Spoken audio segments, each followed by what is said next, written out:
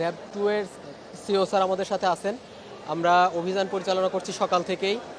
এখন পর্যন্ত 15 জনকে আটক করা হয়েছে এবং এর মধ্যে কয়েকজনকে কারাদণ্ড দেওয়া হয়েছে, অর্থদণ্ডও দেওয়া হয়েছে এবং বাকিদের শুনানির পর্যায়ে চলছে। শুনানি নিয়ে বাকিদের বিরুদ্ধে ব্যবস্থা নেওয়া হচ্ছে।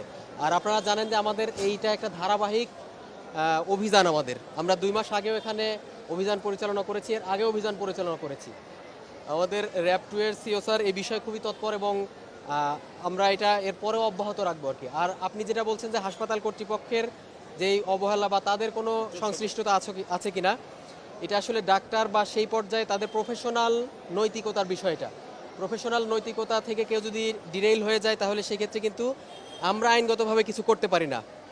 এখন একজন ডাক্তার সে যদি তার নিজস্ব ক্লিনিক বা সেরকমভাবে তাদের রোগীদেরকে রেফার করে, সেখানে আমাদের কিন্তু আইনে সেখানে কিছু করণীয় নাই।